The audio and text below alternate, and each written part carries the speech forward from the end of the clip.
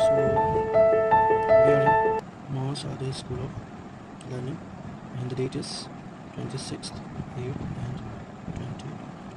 Okay. So we were discussing the Kepler laws of planetary motion.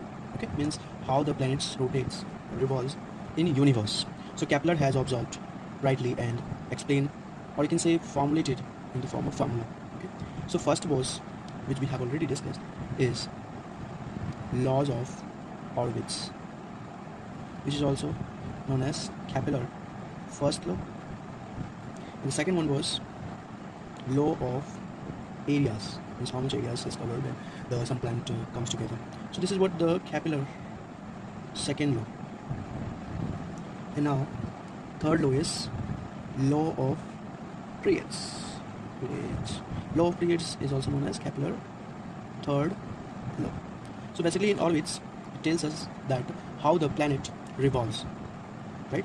So this is what observed by the Kepler, that the path is an elliptical and the sun is on the foci of the one of the foci of the axis, major axis, you can say. And if we talk about law of areas, so in this one he observed that the line joining the planet, the line joining the, you can say this,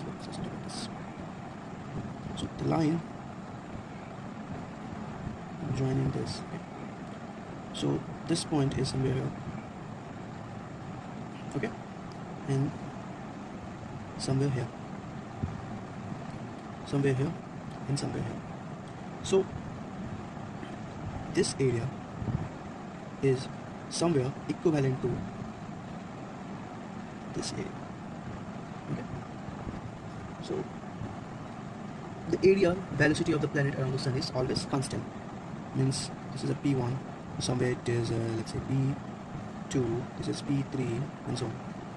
So ये जो equal area सब chance करेगा. So, the closer planet, which is called Earth, as we have already discussed, is perihelion, and the longer one is the aphelion. Okay. So this is what all about the areas. Now in the third law it tells us that, let's see the statement.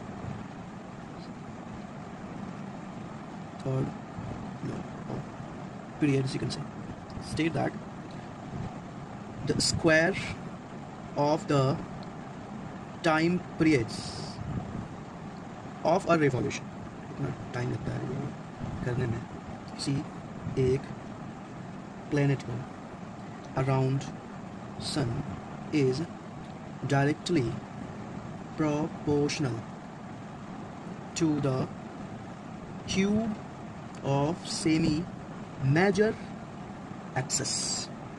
Okay, so this is something like this.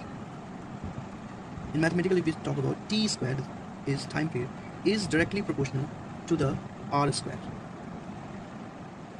to the what, r square. Okay, so you can say r is the semi-major axis, and this is the time period, right? Time period, or you can say time taken to complete a one revolution around the sun.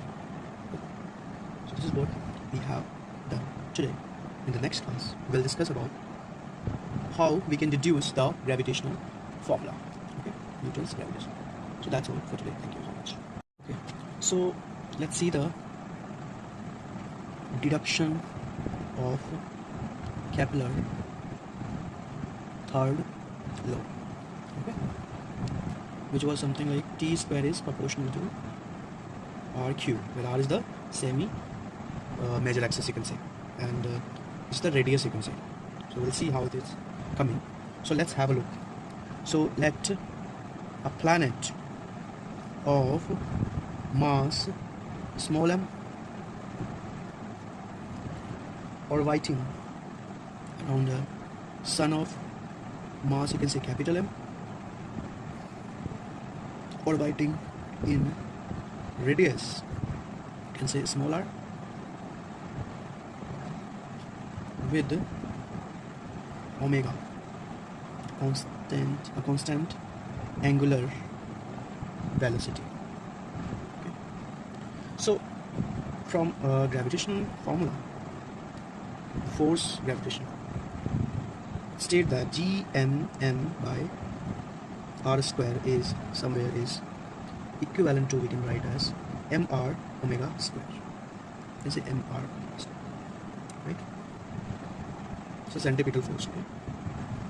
This is what the centripetal force, and this is what the gravitational force.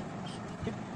Since gravitational force is there in between, so this is the force will be somewhere equal to the centripetal force of the earth.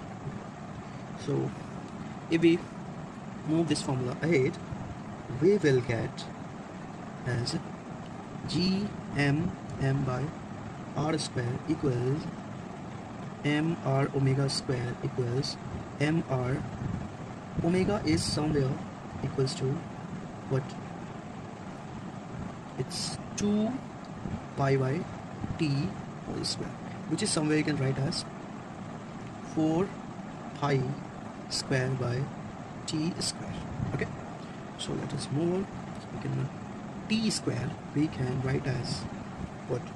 The t square we took to this side, so it will be somewhere mr 4 pi square by gmm into r square.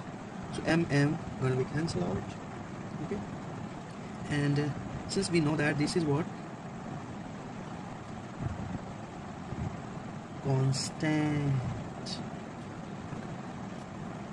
so we can write as t square is somewhere proportional to r, and this is the, we can say this is the Kepler's